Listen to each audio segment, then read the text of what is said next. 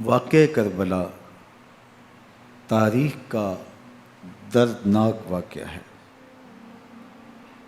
یہ اقتدار کی جنگ نہیں تھی، اقدار کی جنگ تھی۔ دو شخصیتوں کی لڑائی نہیں تھی، دو نظریات کا ٹکراؤ تھا۔ یہ حق اور باطل کا معرکہ تھا۔ یزید ظلم کا استعارہ ہے، حسین ابن علی امن کی علامت ہے۔ یزید جبر کا پتلا ہے، حسین صبر کا پیکر ہے۔ یزید اپنی بدطینت فطرت اور اپنی طبع ناہموار کے باعث دنیا پر ذلت و رسوائی، ظلم، جبر، جور و زیادتی کی علامت بن کے ابھرا، اور حسین ابن علی رضی اللہ تعالی عنہ حق و صداقت کا نشان بن کے ابھرا۔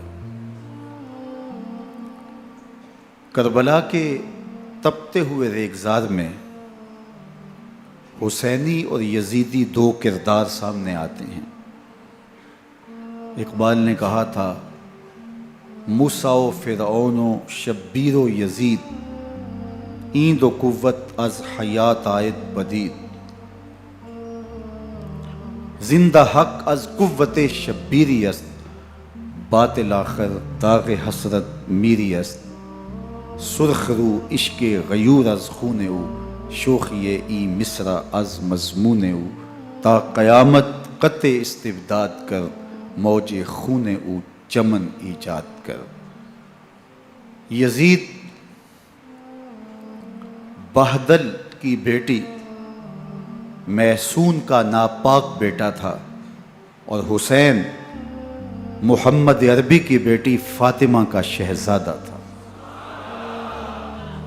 یزید دمشق کے اطراف میں سرجون اور جریر اختل جیسے اوباشوں کے جرمٹ میں پل کے جوان ہوا۔ حسین کے گھر کا دروازہ مسجد نبوی کے اندر کھلتا تھا۔ یزید نشے میں دھت ہو کر کے نمازیں چھوڑ دیتا تھا۔ حسین کی کربلا کے اندر بھی نماز تہجد قضا نہیں ہوئی۔ یزید ظلم کا دوسرا نام ہے، حسین امن کی علامت ہے۔ یزید نے زندگی میں ایک مرتبہ حج کیا اور شراب کے مٹکے ساتھ لے کے آیا، اور اختل اور دیگر گویوں اور مغنیوں کو اپنے ساتھ رکھا تاکہ سفر آسانی سے کٹے۔ حسین ابن علی نے 25 حج سواری ہونے کے باوجود پیدل کیے۔ یزید حج بیت اللہ کے بعد مدینہ المنورہ آیا اور شراب کی ایک مجلس بپا کی۔ حضرت امام حسین رضی اللہ تعالی عنہ جب وہاں پہنچے تو شراب کی پھیلی ہوئی بدبو کو محسوس کرتے ہوئے فرمایا، یہ بو کیسی ہے؟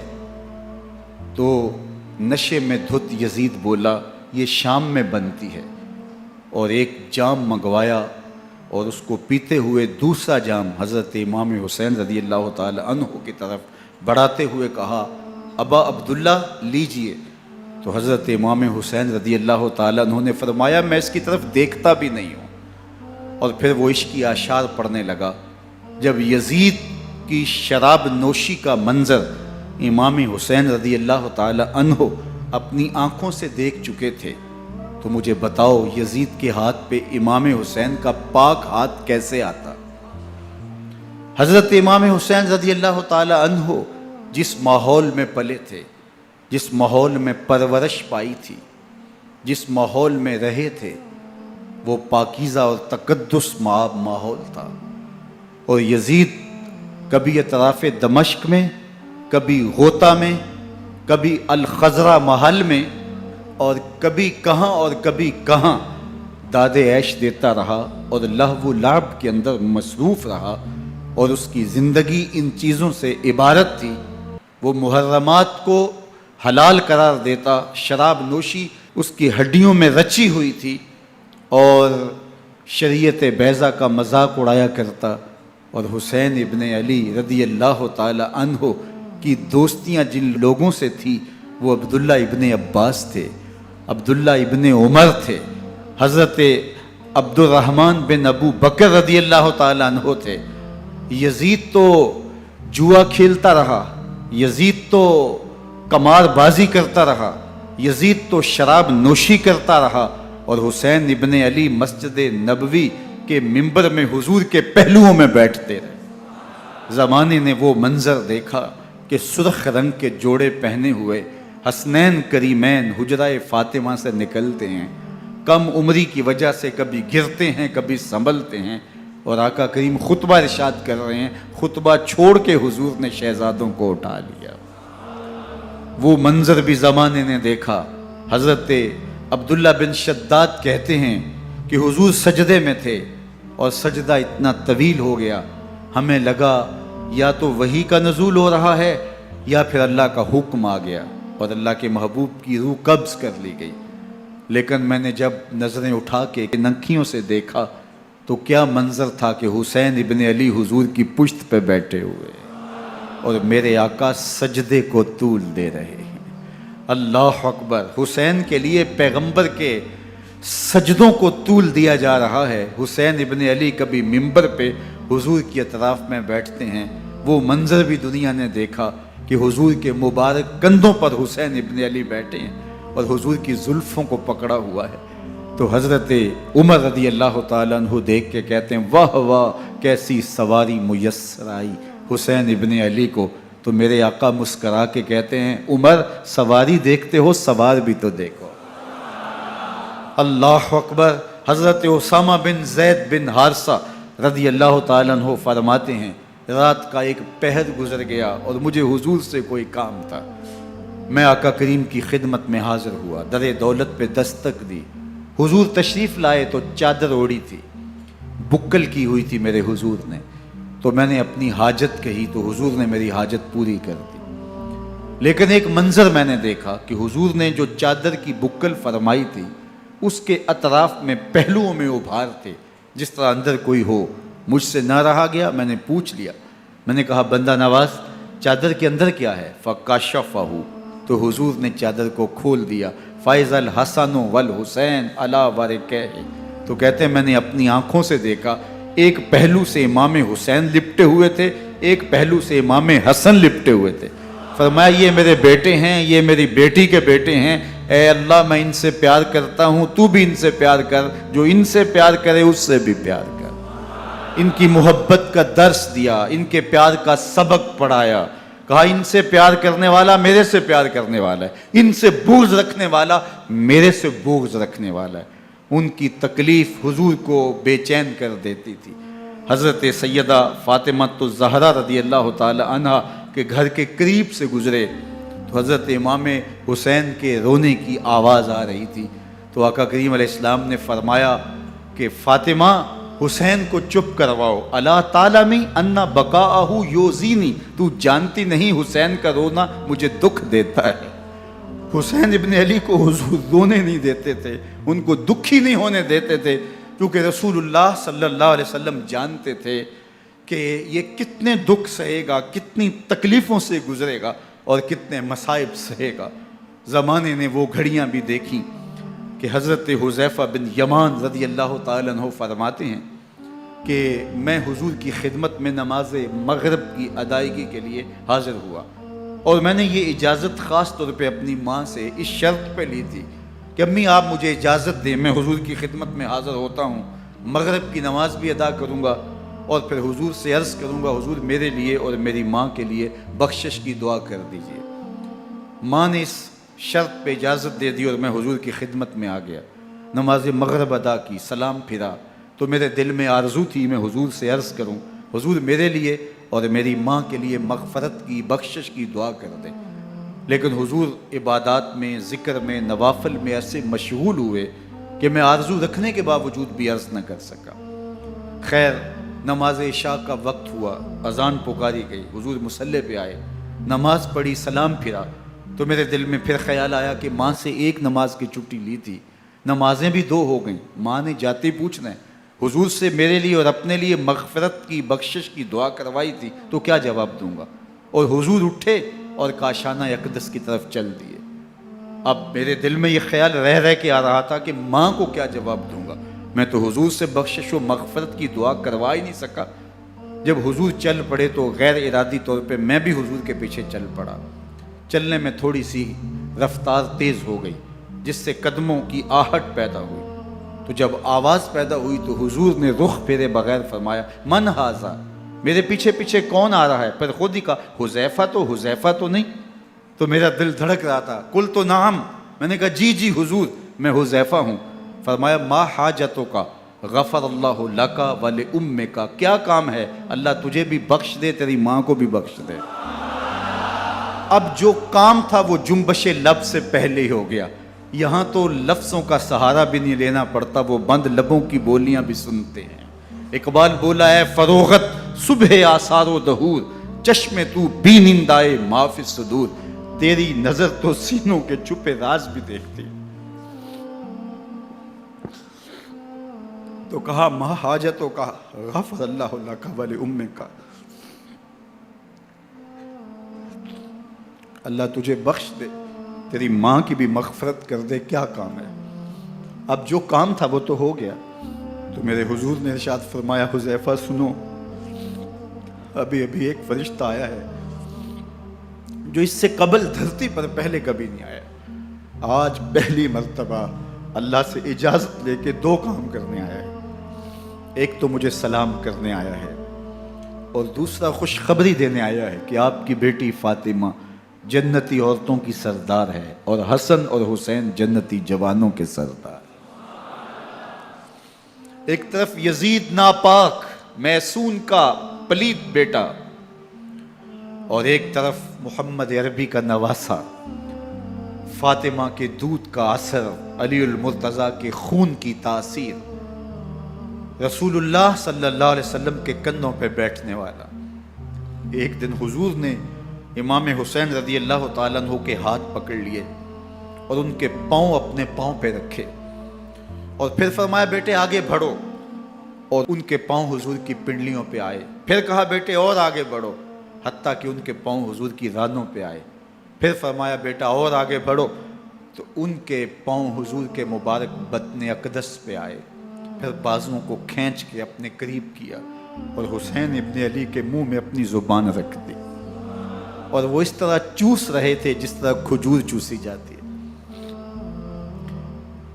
تو اللہ کے محبوب علیہ السلام نے حسین ابن علی کو اپنی زبان کا لعاب دہن دے کر کے، وہ شیر رحمت دے کر کے، وہ کوثر و تسلیم سے پاکیزہ تر آب رحمت عطا کر کے ان کی ہمیشہ کے لیے پیاس بجھا دی، تاکہ کل کربلا کے تپتے ہوئے ریگزار میں حسین ابن علی کو پیاس کی شدت تنگ نہ کرے اور پائے استقلال میں لغزش نہ آنے پائے۔ ان نازوں سے پالے ہوئے حسین کو، ان محبتوں سے پالے ہوئے حسین ابن علی کو امتحان بھی اتنے بڑے درپیش تھے۔ یاری تیری سونا پر ازمیشاں تیریاں اگ، سونا پرکھیا جامدہ ہے نال اگاں دے لگ۔ جتنا بڑا شخص ہوتا ہے اتنی آزمائشیں بھی بڑی ہوتی ہیں۔ پیغمبر رحمت کی آغوش میں کھیلنے والا، حجرہ فاطمہ کا جانشین، مصلی رسول کا وارث، منبر رسول صلی اللہ علیہ وآلہ وسلم پر حضور کے مبارک پہلو اور گود میں بیٹھنے والا حسین، حضور کی زبان چوسنے والا حسین، حضور کے کندھوں پہ سواری کرنے والا حسین، آقا کریم علیہ الصلوۃ والسلام کے مبارک سجدے کی حالت کے اندر حضور کی پشت پہ کھیلنے والا حسین، جس حسین کا دروازہ مسجد نبوی کے اندر کھلتا تھا اور یزید کی کرتوتوں کے چشم دید گواہ تھے۔ یزید جب تخت نشین ہوتا ہے تو اسے یہ فکر ہوتی ہے کہ امام حسین، عبداللہ بن زبیر، عبداللہ بن عمر، عبداللہ ابن عباس یہ میری بیعت کریں. اور وہ ولید بن عقبہ کو لکھتا ہے کہ ہر صورت میں ان کی بیعت لو، اور اگر بیعت نہ دیں تو سختی کرو. حضرت امام حسین رضی اللہ تعالی عنہ کو بلاوا آتا ہے کہ آپ کو دارالامارت میں گورنر ہاؤس میں بلایا جا رہا ہے. ولید بن عقبہ کا پیغام آپ کو پہنچتا ہے. آپ اس وقت فرماتے ہیں کہ اس وقت جو پیغام پہنچا ہے وہ کسی خطرے سے خالی نہیں ہے. تو کچھ سواروں کو ساتھ لیا، کہا تم دارالامارت کے باہر کھڑے رہنا، اگر میری آواز بلند ہوئی تو اندر آ جانا، ورنہ تم انتظار کرنا. آپ اندر گئے. ولید بن عقبہ نے مروان کو بھی بلایا تھا. مروان بن حکم یہ گورنر مدینہ ولید سے پہلے رہ چکا ہے، تو اس نے مشورہ دیا کہ سختی کی جائے. خیر ولید بن عقبہ نے کہا کہ یہ خط ہے، حضرت امیر معاویہ کا انتقال ہو گیا اور یزید تخت نشین ہوا ہے، لہٰذا وہ آپ سے بیعت کا مطالبہ کرتا ہے. تو حضرت امام حسین رضی اللہ تعالیٰ عنہ نے فرمایا کہ میرے جیسا شخص یوں چھپ کے بیعت نہیں کر سکتا. اور آپ واپس پلٹے.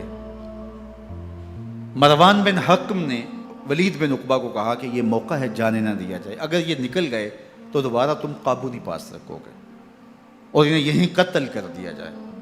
حضرت امام حسین رضی اللہ تعالیٰ عنہ نے یہ بات سن لی. کہتے ہیں حضرت امام حسین انہی قدموں کے بل واپس پلٹے اور مروان بن حکم سے مخاطب ہو کے کہا، مروان کیا بول رہا ہے؟ وہ خاموش ہو گیا. فرمایا تو جانتا نہیں ہم کون ہیں؟ آنا حسین ابن علی ابن ابی طالب، میں حسین ہوں، میں علی کا بیٹا ہوں. ہمارے گھر میں قرآن اترتا رہا ہے، وحی کا نزول ہوتا رہا ہے، اور یزید فاسق ہے، فاجر ہے، مسلمانوں کا قاتل ہے اور شرابی ہے. میں ڈنکے کی چوٹ پہ یزید کی بیعت سے انکار کرتا ہوں. بس حیدری کچھار سے محمدی شیر نکل آیا ہے. اب اوسان خطا ہو گئے، راستہ چھوڑ دیا، واپس آئے.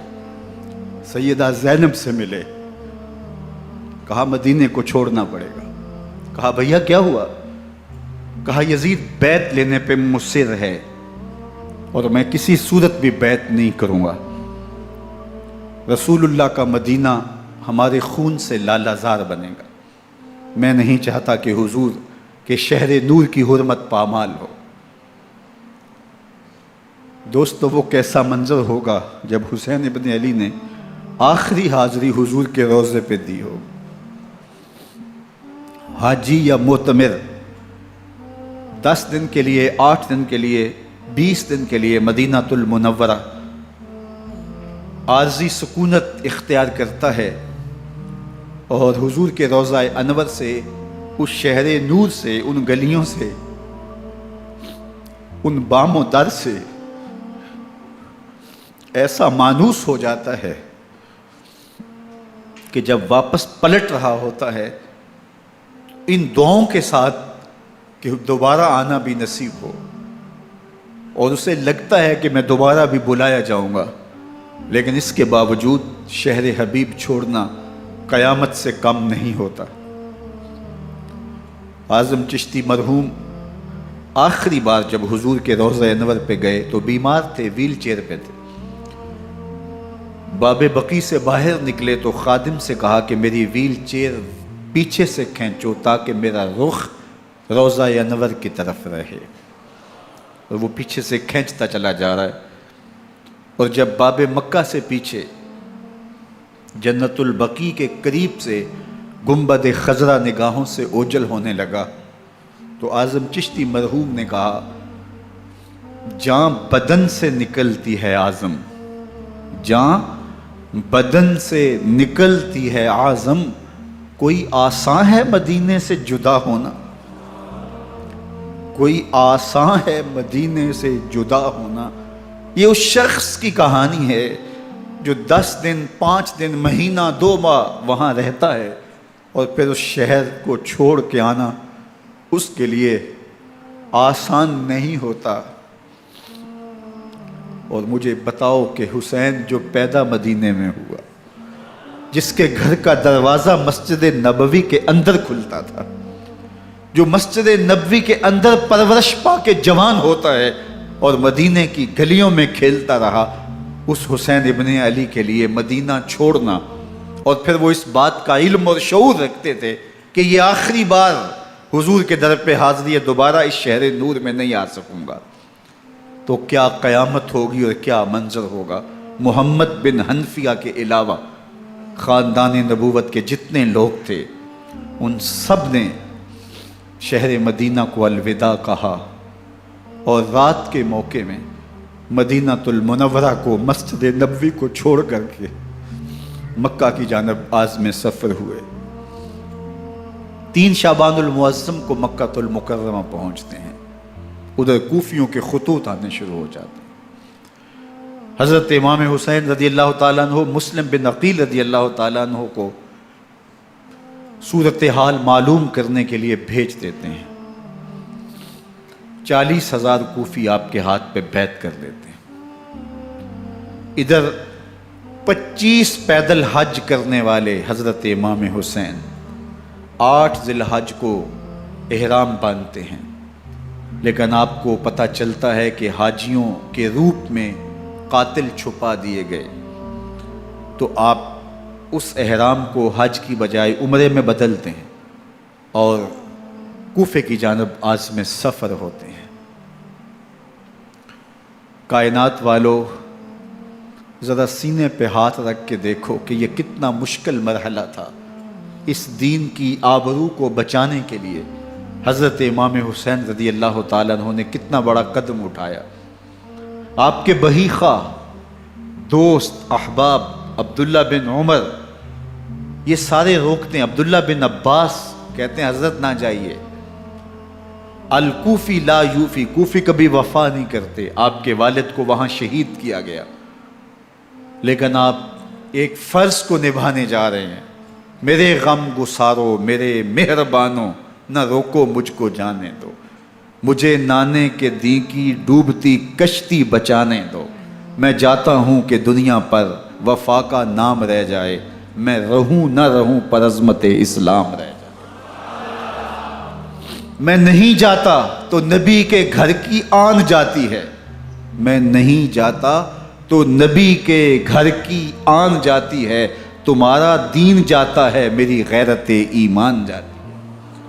حضرت امام حسین یہاں سے چلتے ہیں، ابھی راستے میں ہی پہنچتے ہیں کہ یہ خبر آتی ہے کہ کوفے والوں نے بے وفائی کر دی، حضرت مسلم بن عقیل رضی اللہ تعالیٰ عنہ کو شہید کر دیا گیا، نعمان بن بشیر معزول کر دیے گئے، ابن مرجانہ ابن زیاد وہاں متعین کر دیا گیا جو سخت گیر شخص تھا، اور اس نے لوگوں کو ڈرایا، دھمکایا، اور کوفے کے لوگوں کے دل بدل گئے اور وہ بیتیں توڑنے لگے۔ وہ منظر مسجد کوفہ کا کتنا دلگداز تھا۔ جب امام نماز کے لیے کھڑے ہوئے تو 40,000 لوگ آپ کے پیچھے تھا۔ جب سلام پھیرا اور امام نے دیکھا کہ پیچھے لوگ نہیں ہیں، پھر لوگوں نے اپنے دروازے بھی بند کر لیے۔ رات کی تنہائیاں ہیں اور حضرت مسلم بن عقیل کو کوئی پناہ دینے والا نہیں۔ لوگوں نے دروازے بند کر لیے کہ کہیں ہمارے گھر میں نہ آ جائیں اور ہم مشقت اور حکومتی تشدد کا شکار نہ ہوں۔ کتنا دردناک لمحہ ہے حضرت مسلم بن عقیل رضی اللہ تعالیٰ عنہ پہ، اور پھر حضرت مسلم بن عقیل بے دردی سے شہید کر دیے جاتے ہیں۔ آپ ابھی راستے میں ہیں، یہ ساری کہانی پہنچتی ہے کہ حضرت مسلم شہید کر دیے گئے اور بے دردی سے شہید کر دیے گئے۔ وہ جنہوں نے خط لکھے تھے کہ ہم آپ کے ساتھ ہیں اور ہم منتظر ہیں، چشم برا ہیں، آپ کے قدموں کی چاپ سننے کے لیے بےتاب ہیں، آج انہوں نے بیتیں توڑ دی۔ 40,000 کوفی منحرف ہو گئے۔ مسجد کوفہ کا وہ منظر کس قدر روح کو تڑپا دینے والا تھا۔ ہم پچھلے سال عصر اور مغرب کے درمیان جب کوفہ پہنچے تو سورج ڈوبنے کے قریب تھا۔ میں نے اپنی زندگی میں اتنا اداس موسم کہیں نہیں دیکھا جتنا اداس موسم کوفے میں دیکھا۔ ایسے لگتا تھا جس طرح کوفے کی آب و ہوا آج بھی شرمندہ ہے۔ جو مسلم بن عقیل اور خاندان نبوت کے ساتھ اہل کوفہ نے کیا، حضرت امام حسین رضی اللہ تعالیٰ عنہ کو ان کے بہی خواہوں نے، اعزاء نے، اقربا نے، دوستوں نے، آوان و انصار نے، ساتھیوں نے کہا کہ حضرت حالات یکسر تبدیل ہو گئے، اب ہمیں مراجعت کر جانی چاہیے، واپس پلٹ جانا چاہیے۔ تو حضرت امام حسین کافی سوچ بچار میں رہے، پھر اس کے بعد آپ نے فیصلہ کیا کہ ہم آگے بڑھیں گے۔ دوستوں نے کہا کہ حضرت اگر آپ آگے بڑھیں گے تو ہمیں لگتا ہے کہ وہ آپ کے ساتھ سلوک اچھا نہیں کریں گے اور آپ بچوں کے سامنے پیاسے شہید کر دیے جائیں گے۔ تو حضرت امام حسین رضی اللہ تعالیٰ عنہ نے وہاں ایک خطبہ ارشاد فرمایا کہ لوگوں تم جو مجھے بتا رہے ہو مجھے اچھی طرح معلوم ہے، جو تم مجھے منظر پیش کر رہے ہو وہ میری نگاہوں میں ہے، اور جو کچھ ہونے والا ہے چشم تصور وہ منظر دیکھ رہی ہے۔ چونکہ حضرت امام حسین رضی اللہ تعالیٰ عنہ کی شہادت کی خبر حضرت امام حسین کے پیدا ہوتے ہی خاندان نبوت میں عام تھی۔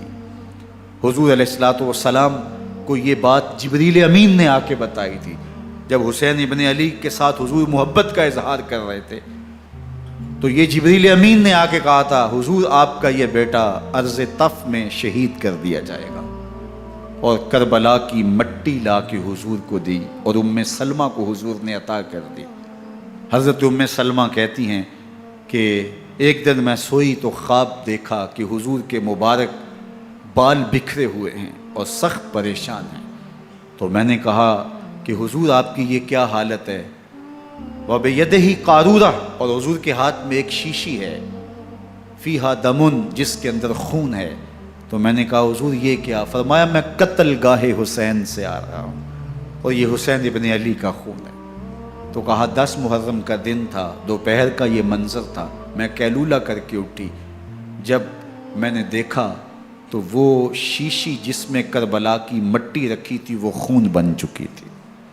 تو یہ خبر پہلے دی گئی تھی، یہ بتا دیا گیا تھا۔ فرمایا میرے دوستو جو تم مجھے بتاتے ہو میں اس سے بے خبر نہیں ہوں، یہ سب کچھ ہونے والا ہے، لیکن اس کے باوجود میں کیوں جا رہا ہوں؟ تو آپ کا ایک تاریخ ساز جملہ ہے جو کربلا کے فلسفے کو ہمارے سامنے رکھتا ہے کہ یہ اتنا بڑا امتحان کیوں دیا۔ حضرت امام حسین رضی اللہ تعالیٰ عنہ نے فرمایا وَلَكُمْ فِيَّ أُسْوَةٌ، میں اس لیے جا رہا ہوں قیامت تک ظلم، جبر اور ناانصافی کے خلاف کھڑے ہونے والوں کے لیے کوئی نمونہ تو ہو۔ میری زندگی قیامت تک ظلم، جبر اور استحصالی نظام کے خلاف کھڑے ہونے والوں کے لیے نمونہ ہے۔ تو حضرت امام حسین رضی اللہ تعالیٰ عنہ نے حق اور باطل کے درمیان ایک سرخ لکیر کھینچ دی اپنے خون سے۔ اب حق اور باطل کا امتیاز کرنا مشکل نہیں ہے، کوئی باطل پہ اڑا رہے تو الگ بات ہے، لیکن امتیاز کرنا مشکل نہیں ہے۔ حدود بالکل واضح کر دی۔ اقبال نے یہاں کتنی خوبصورتی کے ساتھ اس مضمون کو نبھایا۔ سرخ رو عشق غیور از خون او، شوخی این مصر از مضمون او، تا قیامت قطع استبداد کر، موج خون او چمن ایجاد کر۔ ایک جہاں آباد کر دیا، حق اور باطل کی راہیں اجال دی۔ اب لوگوں کو یزید کا چہرہ پہچاننے میں دیر نہیں لگتی، وقت کے ہر یزید کا چہرہ آسانی سے پہچانا جا سکتا ہے۔ یہ معرفت زمانے کو کروائی کس نے؟ حسین ابن علی نے کروائی رضی اللہ تعالی عنہ۔ تو حضرت امام حسین نے فرمایا کہ جو میرے ساتھ ہونے والا ہے میں اچھی طرح جانتا ہوں، لیکن میں اس کے باوجود آگے بڑھوں گا۔ پھر بڑھے اور کربلا میں جا کے خیمہ زن ہو گئے۔ 7 محرم کو پانی بند کر دیا گیا۔ پانی بند ہوا تو کھانا بھی میسر نہیں تھا، لیکن ذکر پانی کا ہوتا ہے اس لیے کہ کھانے کے بغیر انسان کئی دن کاٹ لیتا ہے، لیکن پانی کے بغیر گزر نہیں ہوتی۔ تو فرات کی نہر سامنے اپنی موجوں کے ساتھ چمک رہی ہے، لیکن ایک قطرہ آب بھی آل رسول کو نہیں دیا جا رہا۔ کائنات کے اندر ایسے انوکھے امتحان بھی ہوتے ہیں۔ وارث ہوں ساقی کوثر کے، مالک ہوں حوض کوثر کے، اور بیٹے ہوں ساقی کوثر کے، اور آج ایک بوند پانی کی بھی میسر نہ ہو۔ صبر کا امتحان ہے، عزیمت کا امتحان ہے۔ حضرت امام حسین رضی اللہ تعالیٰ عنہ خیمہ زن ہو گئے۔ 3 دن تک پانی بند رہتا ہے، 9 محرم کو رات کی تنہائی میں حملہ آور ہونا چاہتے ہیں، لیکن آپ نے کہا کہ ہمیں اللہ کے حضور عبادت اور ذکر کے لیے وقت دیا جائے۔ ساری رات ذکر میں گزرتی ہے، عبادات میں گزرتی ہیں۔ رات کے اندھیرے میں آپ چراغ بجھا دیتے ہیں۔ آوان و انصار کو کہتے ہیں کہ ان کی دشمنی میرے ساتھ ہے، انہیں میرا خون چاہیے، اگر تم رات کی تاریکی میں نکل جاؤ تو میں تم سے کوئی مواخذہ نہیں کروں گا، اور یہ بھی تمہارا پیچھا نہیں کریں گے، اس لیے کہ ان کا مطلوب تم نہیں ہو، ان کا مطلوب میں ہوں۔ جب چراغ جلایا تو کوئی بھی نہیں گیا۔ مسلم بن نوسجہ کھڑے ہو کے کہتے ہیں حضرت اگر ہمارے بدن کو 70 بار کاٹا جائے اور جلایا جائے اور ہواؤں میں اڑا دیا جائے پھر بھی آپ کا ساتھ نہیں چھوڑیں گے۔ 70 سال کے بوڑھے ہیں حبیب بن مظاہر، کہتے ہیں حضرت آپ کو چھوڑ کے جائیں کہاں، آپ کو چھوڑ کے جائیں کہاں؟ کوئی ساتھ چھوڑنے کے لیے تیار نہیں ہے۔ پیاس ہے، سخت گرمی ہے، کربلا کا ماحول ہے، 72 افراد اور خاندان کی خواتین میدان کربلا میں خیمہ زن ہیں۔ دوسری طرف لشکر اعداء اشقیا 22,000 کی تعداد میں مقابلے میں، ایک روایت 30,000 کی ہے۔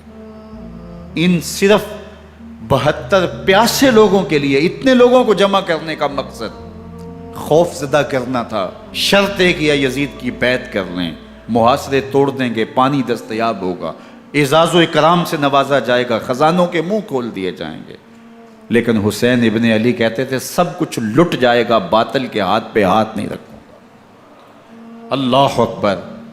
اب صبح طلوع ہوتی ہے، عاشور کا دن چڑھتا ہے، سورج اپنی پوری تمازت کے ساتھ گرمی برسا رہا ہے۔ آج خاندان نبوت کا امتحان زمانے نے دیکھنا ہے۔ رسول اللہ کا لعاب چوسنے والا اس کے صبر کا آج امتحان ہے۔ حضور کے کندھوں پہ کھیلنے والے حسین کا آج امتحان ہے۔ اللہ اکبر۔ حسین ابن علی تمام حجت کرتے ہیں میں نے تمہارا کچھ نہیں بگاڑا، میں نے کسی کا خون نہیں کیا، میں نے کوئی زیادتی نہیں کی، تم کیوں میرے قتل کے در پہ ہو؟ تم جانتے نہیں میں کون ہوں؟ میں تمہارے نبی کا نواسا ہوں، رسول اللہ صلی اللہ علیہ وآلہ وسلم کے کندھوں پہ کھیلتا رہا ہوں، حضور کا لعاب چوستا رہا ہوں، اور میں بوسہ گاہ رسول صلی اللہ علیہ وآلہ وسلم ہوں۔ لیکن ان اشقیاء کے دل پر کوئی چیز اثر انداز نہیں ہوتی۔ ایک ہور ہے، اللہ اس کے دل میں نرمی ڈالتا ہے۔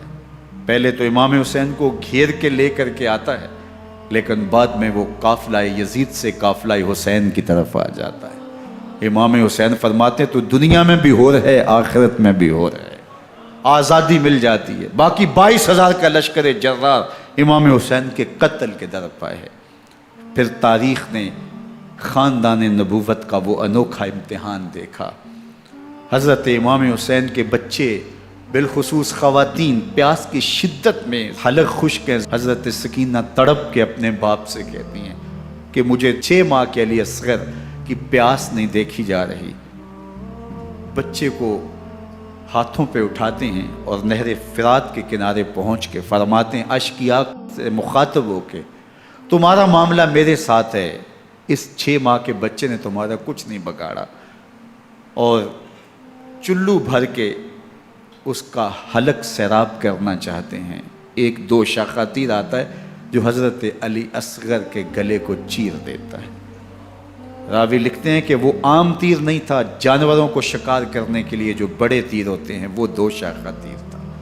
وہ گردن کو کاٹ دیتا ہے، خون بہنے لگتا ہے، گردن لٹک جاتی ہے۔ حضرت امام حسین وہ بہتا ہوا خون اپنے چلو میں لیتے اور آسمان کی طرف اچھال کے کہتے ہیں مالک حسین کی یہ قربانی بھی قبول فرما۔ یہ تماشا لب بام نہیں ہے۔ بچہ بیمار ہو، ڈاکٹر جواب دے دیں، ماں باپ کے ہاتھ پھول جاتے ہیں۔ زندگی کی سانسیں ابھی چل رہی ہوتی ہیں، لیکن ڈاکٹر کہے کہ یہ میرے بس کا روگ نہیں ہے، کہیں اور لے جاؤ، تو زندگی کا لف و نشر غیر مرتب ہو جاتا ہے۔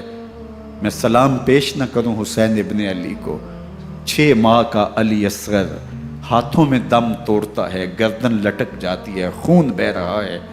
اب خیموں کی طرف بڑھ رہے ہیں، لیکن زبان پہ شکایت نہیں ہے۔ کہتے ہیں مالک حسین کی یہ قربانی قبول کر لے۔ اب خیموں کی طرف آنا، شہر بانوں ام رباب سیدہ زینب حضرت سکینہ سلام اللہ علیہا کا سامنا کوئی آسان کام نہیں تھا، لیکن حسین ابن علی آتے ہیں، شہزادے کو یہاں خیموں کے قریب رکھ کے کہتے ہیں کہ یہ حوض کوثر سے سیراب ہو گیا ہے۔ اللہ اکبر، کوہرام مچ جاتا ہے خیموں کے اندر، کیا منظر ہوگا اور ان کو کن الفاظ کے پیرائے میں ڈھال کر کے ان کیفیات کو بیان کیا جا سکتا ہے جو اہل بیت کے خیموں کے اندر علی اصغر کی شہادت کے بعد کا منظر رقم ہو رہا ہوگا۔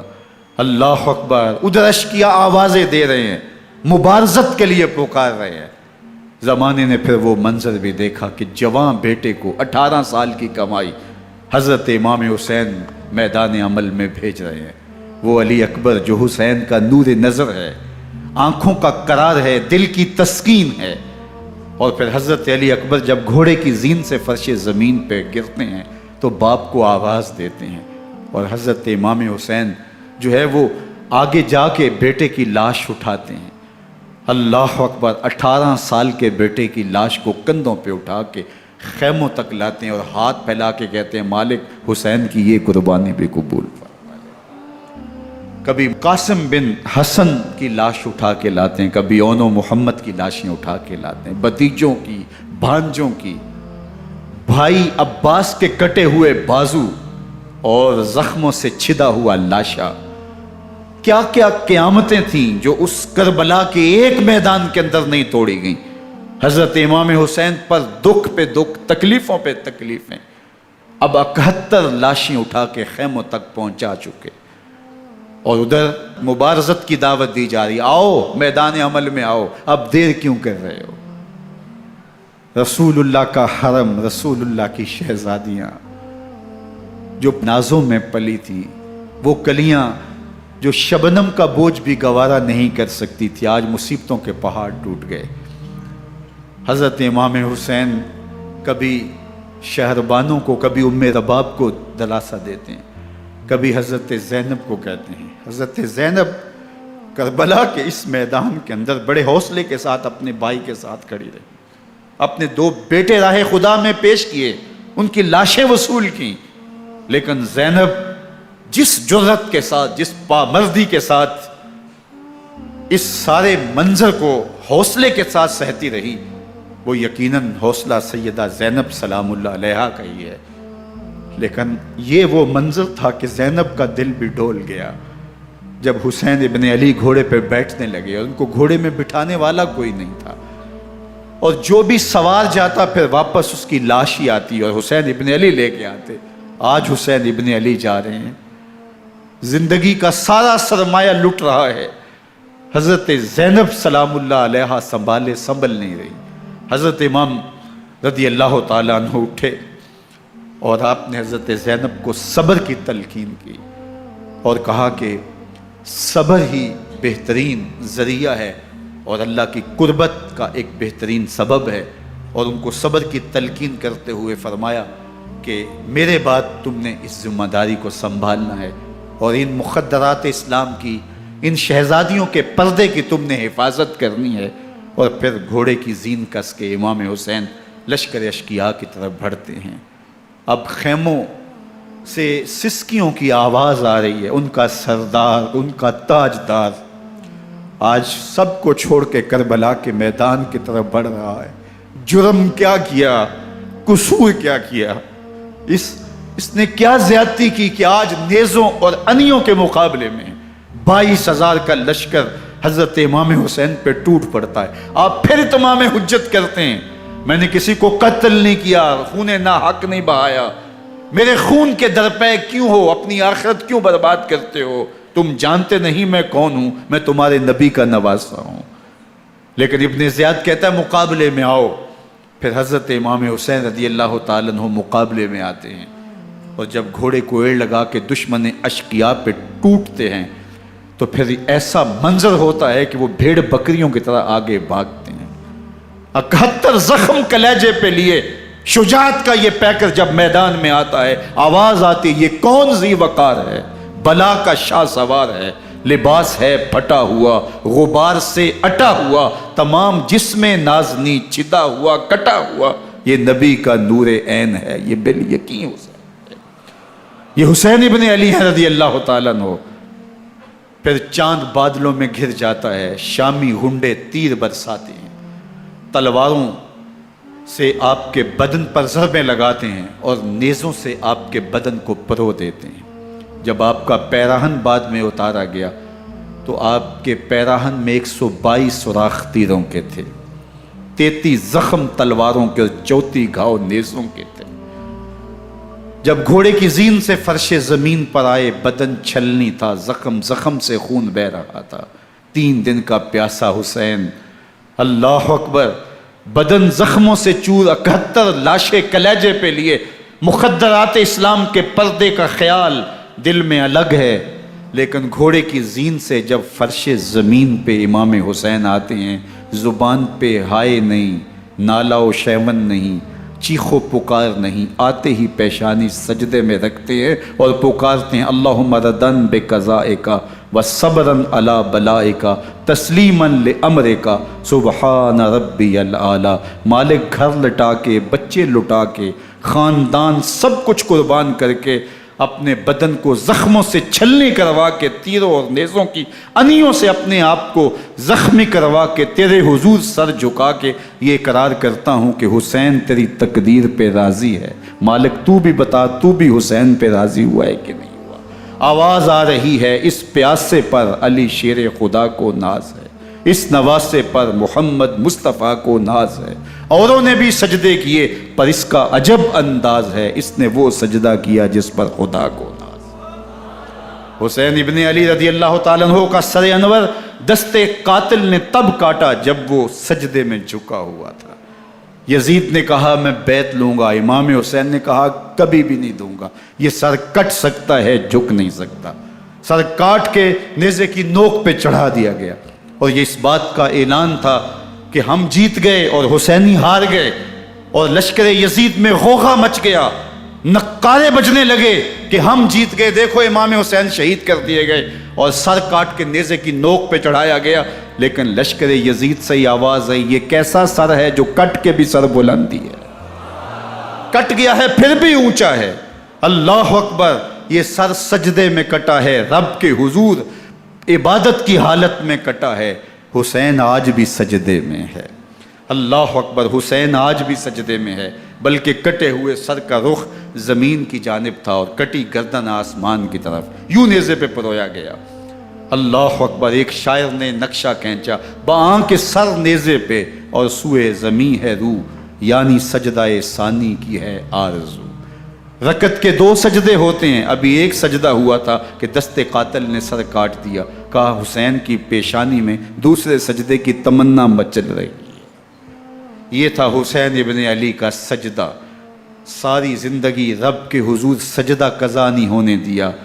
آج پانی نہیں ہے، اللہ اکبر، آج تیمم کر لیتے ہیں، آج اپنے خون کو اوڑھ کر کے حسین نے اپنی پیشانی اپنے مالک کے حضور جھکا کر کے عظیمت کی وہ انوکھی داستان رقم کر دی کہ صدیاں گزرنے کے باوجود بھی ان کی یادوں کے چراغ روشن ہیں۔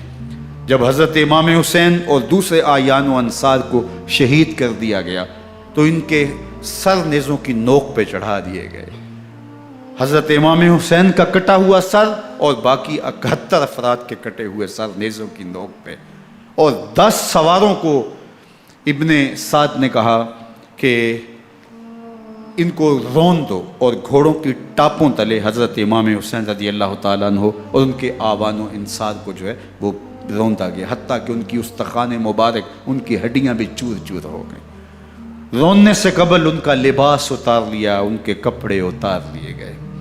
اللہ اکبر، کیسی دردناک گھڑیاں تھیں۔ یزید کا صرف یہی بد کرداری کا مرحلہ نہیں تھا، اس کربلا کے صحرا کے اندر یزید نے جس طرح امام حسین رضی اللہ تعالیٰ عنہ کو شہید کیا اور حضرت امام حسین کے خاندان کو شہید کیا، جب مدینہ المنورہ پر یزید نے مسلم بن عقبہ کو مقرر کیا، جس کو بزرگوں نے مصرب بن عقبہ کہا ہے، تو اس کو کہا 3 دن تک مدینے کا حرم تمہارے لیے حلال ہوگا، جو چاہو تم کرنا، اور شامی فوجوں کو اجازت ہوگی۔ تو وہاں بھی انہوں نے 10,000 تابعین اور 700 صحابہ کو شہید کیا۔ حضرت ابو سعید خدری رضی اللہ تعالیٰ عنہ گھر سے باہر نکلے، کافی بوڑھے ہو چکے تھے، تو انہوں نے حضرت ابو سعید خدری کو پکڑ لیا، کہا تم کون ہو؟ کہا مجھے ابو سعید خدری کہتے ہیں۔ تو کہا ہاں تمہارا نام سنا ہے، اور داڑھی سے پکڑ کے کھینچا اور کہا کہ ہے تمہارے پاس جو ہمیں دو؟ تو کہا کہ میرے پاس تو کچھ بھی نہیں، میں تو فقیر آدمی ہوں۔ تو ان کے گھر ان کو لے گئے، تو 2 کبوتر رکھے تھے حضرت ابو سعید خدری نے، تو وہ کبوتر لوٹ کے لے گئے۔ اللہ اکبر۔ حضرت ابن سنان رضی اللہ تعالیٰ عنہ کو، جو حضور کے علم بردار تھے فتح مکہ کے دن، ان کو ستو پہلے پلائے اور پھر ان کی گردن کاٹی گئی، اور کہا یہ ہیں وہ ستو جو تم زندگی میں آخری بار پیو گے۔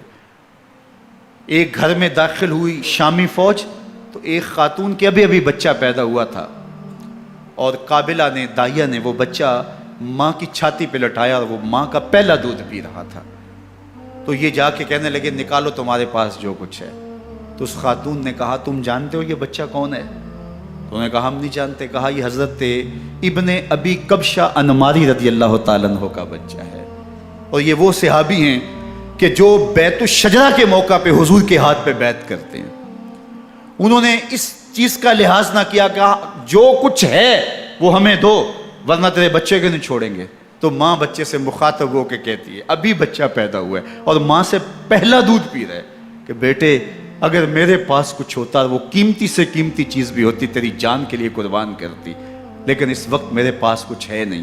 تو ایک شکی آگے بڑھا اور بچے کو ایک ٹانگ سے پکڑ کے کھینچ کے دیوار کے ساتھ پٹک کے مارا، جس سے دماغ کا بھیجا نکل گیا۔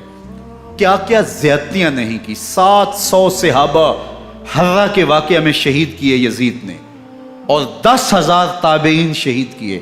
مسجد نبوی میں منبر رسول کے ساتھ گھوڑے باندھے، اور وہ منبر رسول اور مصلی رسول کے قریب لید کرتے رہے۔ حضرت سعید بن المسیب فرماتے ہیں میں نابینا تھا اور حضور کے روضہ انور کے پاس بیٹھا تھا، اور یزید کے سپاہی آتے، جو بھی مسجد میں نظر آتا پکڑ کے لے جاتے، مجھے نابینا سمجھ کے چھوڑ دیتے، لیکن میں پریشان تھا کہ ظہر کا وقت ہوگا، عصر کا وقت ہوگا، مغرب عشاء کا وقت ہوگا، نہ اذان، نہ اقامت، نہ جماعت، تو کیسے مجھے پتہ چلے گا کہ نماز کا وقت ہو گیا، اور کیسی میری نمازوں کا کیا بنے گا؟ میں اس فکر میں بیٹھا تھا۔ لم ازل اسمع الاذان والاقامت من قبر رسول اللہ صلی اللہ علیہ وآلہ وسلم۔ فرماتے ہیں جب بھی پھر نماز کا وقت آیا، گنبد خضرا سے اذان کی بھی آواز آئی، اقامت کی بھی آواز آئی۔ 3 دن تک مسجد نبوی کے اندر گھوڑے بندے رہے، اور مدینہ کی حرمت پامال کی۔ مدینہ کے گھروں کے اندر یہ بدکماش داخل ہوئے، اور جو بدکاریاں انہوں نے کی کلیجہ منہ کو آتا ہے۔ 1002 شیزائیں ان بدکاروں کی بدکاریوں کی وجہ سے کنواری حالت کے اندر حاملہ ہوئی۔ 3 دن تک مدینے کا حرم انہوں نے پامال کیا، اور پھر مکہ المکرمہ میں کعبۃ اللہ پر گولے برسائے، اور کعبہ کا غلاف جل گیا۔ وہ تو یزید مر گیا، اور حضرت عبداللہ ابن زبیر رضی اللہ تعالیٰ عنہ نے اپنی خلافت کا اعلان کیا۔ یزید کے یہ کرتوت تھے، ادھر اہل مدینہ کو ستایا، ادھر اہل مکہ کو ستایا، اور رسول اللہ صلی اللہ علیہ وسلم کے خانوادے کی بے حرمتی اور توہین کی۔ نہ صرف انہیں قتل کیا گیا، ان کی لاشوں پہ گھوڑے دوڑائے۔ ابن سعد اور شمر جو ہے وہ خیموں میں داخل ہوا، اور مخدرات اسلام کی چادریں چھیننے کی کوشش کی۔ حضرت زینب سلام اللہ علیہ نے مخاطب ہو کے کہا ہمارے چہرے کے رکھوالے چلے گئے ہیں، ظالم تو خیال نہیں کرتا ہم رسول اللہ کی بیٹیاں ہیں۔ حضرت شہربانو، حضرت زین العابدین اور حضرت زینب سلام اللہ علیہ، ان تینوں کو ایک اونٹ پہ باندھا گیا، اور باقی اونٹوں پہ باقی سادات کو، حضور کی شہزادیوں کو باندھا گیا، رسیوں میں جکڑا گیا، اور اونٹوں پہ باندھ کر کے کوفے کی جانب آگے آگے شہیدوں کے سر چل رہے ہیں، اور پیچھے یہ قافلہ چل رہا ہے۔ اور جب یہ قافلہ وہاں سے گزرا جہاں لاشیں پڑی تھی، امام زین العابدین 14 سال کے تھے اور بیمار تھے، اور ان کا حوصلہ نہ ہوا، وہاں غشی ان کے اوپر آنے لگی، اور وہ منظر ابن کثیر نے، باقی لوگوں سب نے لکھا ہے کہ پھر جب ان کی یہ حالت ہوئی تو پھر سیدہ زینب سلام اللہ علیہ، جنہوں نے ابھی تک بڑے حوصلے کے ساتھ ساری مشکلات کا مقابلہ کیا تھا، اب ان کے بندھن ٹوٹ گئے اور آنکھوں سے آنسو بہنے لگے، اور سیدہ زینب نے امام حسین رضی اللہ تعالیٰ عنہ کی لاش پہ کھڑے ہو کے، اور وہ روندی ہوئی لاش، ٹوٹی ہوئی ہڈیاں، اور وہ برینا بدن، کٹا ہوا سر نیزے کی نوک پہ، اور لاش یہ پڑی ہے، تو حضرت سیدہ زینب نے مدینے کی طرف منہ کر کے جو ہے وہ حضور سے فریاد کی، یا محمد آہو، یا محمد آہو، ھذا حسین بالآراء مزمل بالدماء، یا محمد آہو بناتوں کا سبایا۔ یا رسول اللہ، اے پیارے آقا، یا جدہ ہو، اے ہمارے نانا محترم، یہ دیکھیے آپ کا حسین پڑا ہوا ہے، بدن سے کپڑے اتار لیے گئے، خاک ہوائیں اڑا رہی ہیں، اور اس کے اوپر چادر جو ہے وہ مٹی کی پڑ گئی ہے۔ حضور آپ کی اولاد کاٹ دی گئی، اور پھر کہا بناتوں کا سبایا، حضور دیکھیے آپ کی بیٹیوں کے ہاتھ باندھ دیے گئے ہیں، اونٹوں پہ کس دیا گیا ہے، سر شہیدہ آگے آگے چل رہے ہیں، اور حضرت سیدنا امام حسین کا آگے آگے سر ہے۔ راستے کے اندر ایک جگہ آئی، رات گزری اور ان کو اتارا گیا۔ رات کا موقع تھا، ایک خاتون آئی اور اس نے کوئی کھانا پیش کیا ان کو، اور کہا کہ میں کسی زمانے میں حضرت سیدہ فاطمہ الزہرا کی نوکری کیا کرتی تھی، ان کی لونڈی تھی، ان کی کنیز تھی، اور آج مجھے پتہ چلا کہ آپ لوگ گزر رہے ہیں، تو میں نے کہا کہ میں اپنی مخدومہ کے خاندان کی خدمت کروں۔ اور پھر اس نے کہا کہ اس وقت سیدہ کی گود میں ایک 6-7 ماہ کی بچی تھی جس کو زینب کہا کرتے تھے، تو سیدہ زینب نے کہا کہ اماں اگر پہچانتی ہو تو وہ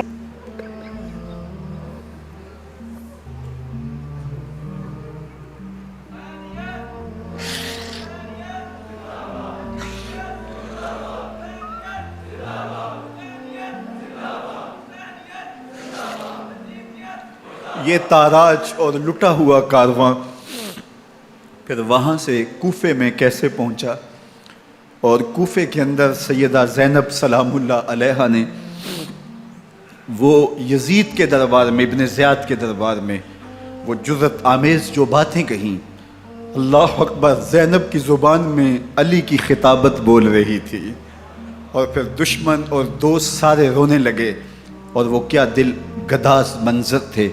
اور پھر یہ سروں کا قافلہ اور سادات کرام کا مشکیں کسی ہوئی ہیں اور اونٹوں پہ باندھے ہوئے، ان کو وہاں سے پھر قادسیہ اور قادسیہ سے پھر دمشق یزید کے دربار میں پہنچایا گیا، اور وہاں سے یہ لٹے ہوئے خانمہ برباد تاراج لوگ مدینہ المنورہ میں کیسے پہنچے، اور اہل مدینہ نے کیسے استقبال کیا، اور وہ منظر کتنا دل گداز تھا جب اہل مدینہ زینب سے پوچھتے تھے زینب حسین کہاں ہے؟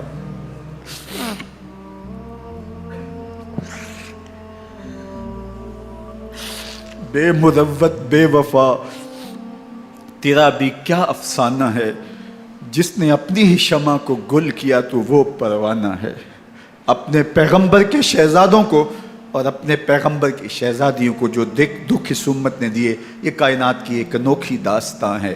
اللہ ہمیں اسوہ شبیری پہ عمل کی توفیق عطا کرے اور ان کے نقوش پاک کی برکتیں دے، اہل بیت کی محبت ہماری روحوں میں جذب کر دے، اور جس عظیمت کے ساتھ، جس حوصلے کے ساتھ انہوں نے دکھوں کو جھیلا، جو دہکتی آگ کے شعلوں پہ سویا وہ حسین، جو جواں بیٹے کی میت پر نہ رویا وہ حسین، جس نے سب کچھ کھو کے کچھ نہ کھویا وہ حسین، مرتبہ اسلام کا جس نے دوبالا کر دیا، خون نے جس کے دو عالم میں اجالا کر دیا، جو کہ سوزے غم کو سانچے میں خوشی کے ڈھال کے، مسکرایا موت کی آنکھوں میں آنکھیں ڈال کے۔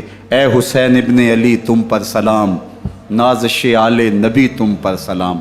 ذرا میرے ساتھ یہ پڑھ لیجئے، اے حسین ابن علی تم پر سلام،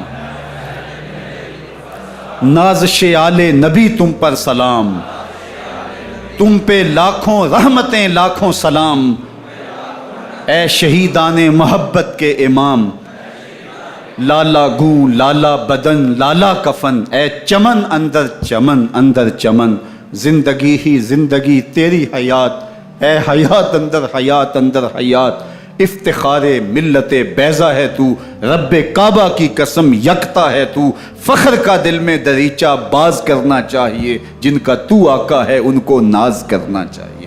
وآخر دعوانا ان الحمدللہ۔